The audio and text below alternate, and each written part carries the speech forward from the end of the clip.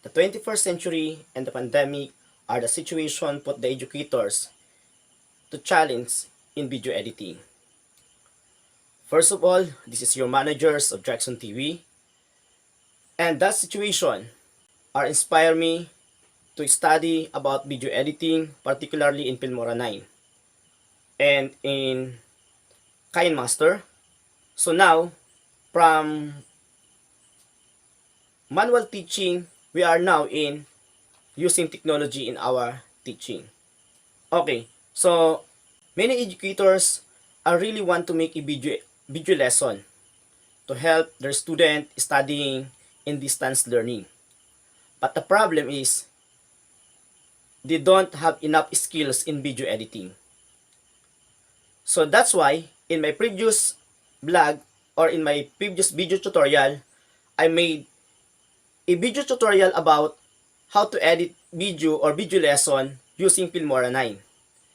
And at this video tutorial, I'm going to teach you how to add text or title in your video, how to edit the title, how to add picture image in your video or logo, and how to use transition. So if you are interested, I am inviting you again to watch my video tutorial at this episode, and I am asking you to subscribe on my channel, and you may also hit the notification bell to be updated in my next video tutorial and video editing. So what we are waiting for? So let's go!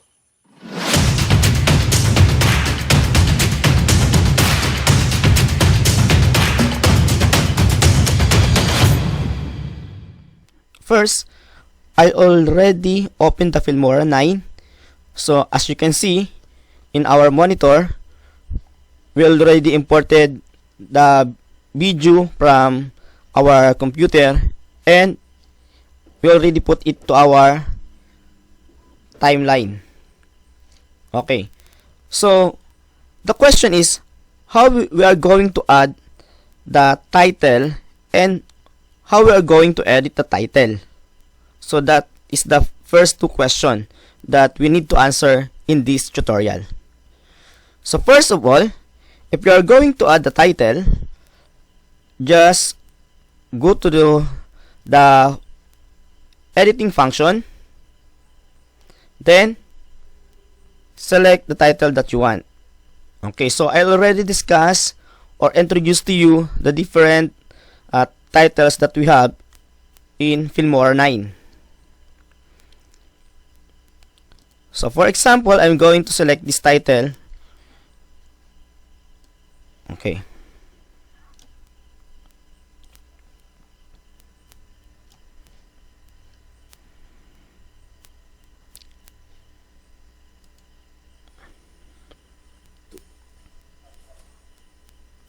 Okay, so that's it.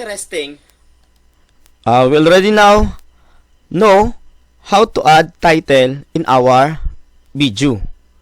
But the question is how we are going to edit the title. Because as you see in our video or in our preview, the title was cover or become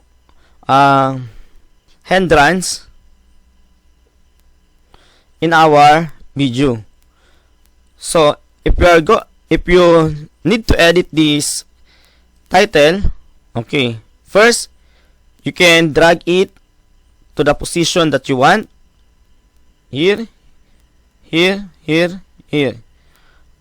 Okay, you can also resize this frame.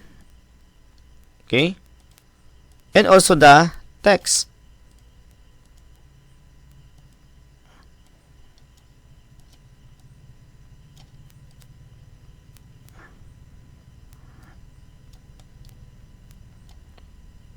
Okay, so that is the first thing or first skill that you need to learn in editing the title. But the question is how you are going to change the title. Okay, there are two ways in changing the text in our title. Ano po? Okay, first of all, Just click. Okay, and it will direct you to this section. So you can add, for example, I want to put a title, Jackson TV. And at the bottom, subscribe.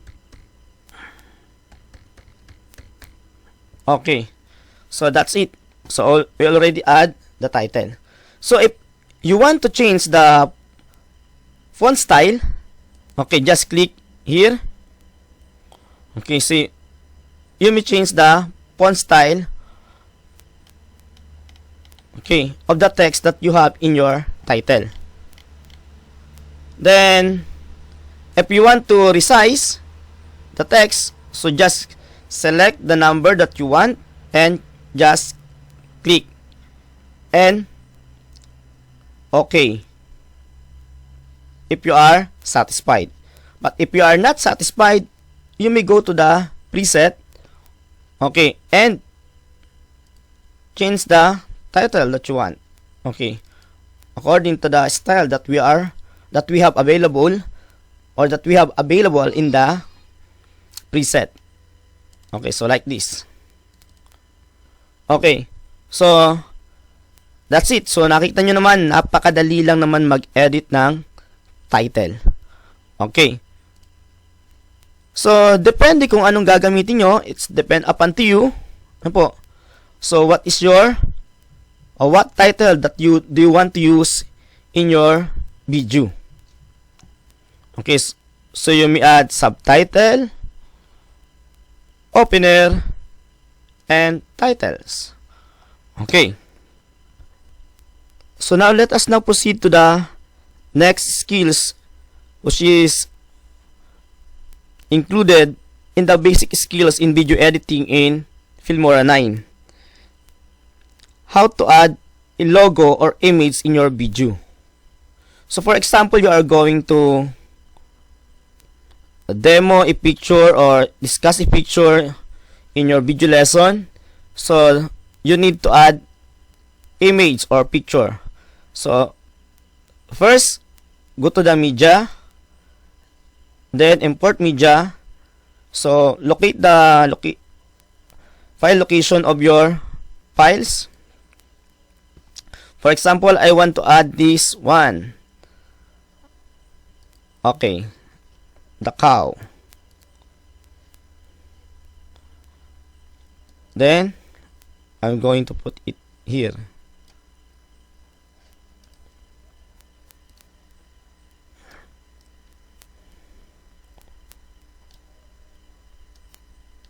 Okay, so that's it. So it's up to you guys if you are satisfied, or it's up to your imagination kung saan ninyo ilalagay yung image, ano po, that you want to discuss. By the way, I would like to give this tip to you. So the sequence of the video, ano po, or the image, depending on their position in the timeline. So the bottom timeline will represent the back video. Okay, for example, minove natin to dito. Ayan. Okay, so hindi makikita yung image. So kailangan yung i-resize yung video para makita yung image. Ayan. So kung gusto nyo, ibalik natin sa baba para wala tayong problema.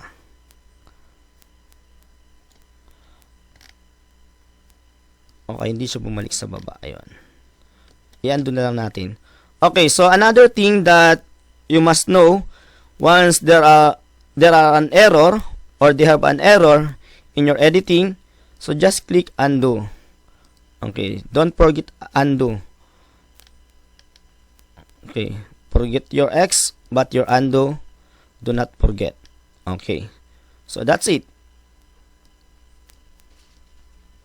Okay, so how to put logo? So it is just like putting the picture or image in your video. So that's the way how you are going to put the logo in your video. For example, I have a logo that I already lay out in this video editing. Okay, so let us now find. So back, import, then go to the desktop. So that's the location of the file. Then I want to put this one. Okay.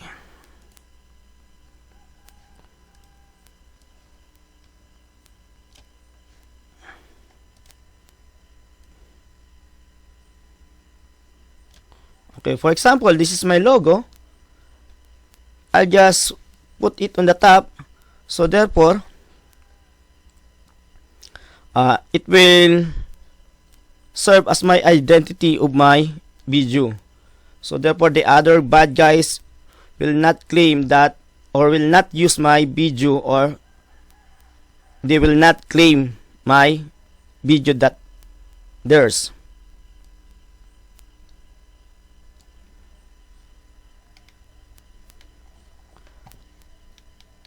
Okay, so there are another way in putting a video in your app.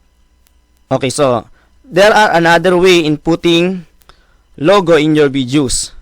So I have another technique. So this one. So this technique is included in advanced technique. So I just share it to you as a tip. Okay. Just click OK. Then chroma key. Okay. So yan. Okay. So that's the two ways of putting your logo. So the first one, the actual image, which is there's no green screen or there's no green background. And the second one, the logo or the image that have a green background. And we use chroma key or remove background in other terms. Okay, so now the logo or the picture, you can adjust the time frame or the duration according to the idea or to your needs. So that's it. So you may adjust into 36 seconds or 36.3 seconds or in 18 to 22 seconds. Okay. Okay. Okay, so to see the preview, let us play. At gusto mong malaman kung paano nga ba? Okay. So if we're going to remove this one because there are an error, just cut. Okay. Make sure that you first select the video frame that you want to edit. Kasi pag wala kang sinelect dyan, lahat ng natutukan ng guhit na to ay makakat. Okay. Then, the last thing that we need to know is how to use a transition in your video. Okay, so transition. So just like what I discussed in my previous videos, so I already introduced to you the transition. We're going just select one transition or two transition, for example. So just like this. Then to observe what will be happen to your video, just click the preview. Play. Dahil interesting ang bagay na ito at gusto mong malaman kung... Okay. So, if you are not satisfied, you may change it into another. For example, this one.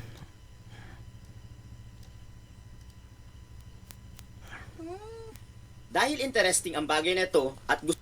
Okay. So, it's up to you. And it's up to your video, of course. So, video editing takes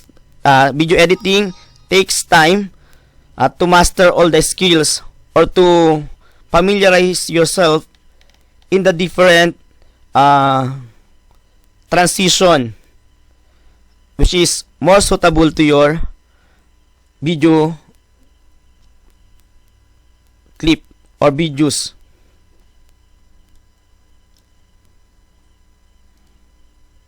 Dahil interesting ang bagay na ito. Okay, so I think that's all for this video tutorial. See you on, if you are interested, see you on next video tutorial in Filmora 9. Okay, so that's it. Diba? Medyo madali lang naman. So we already know how to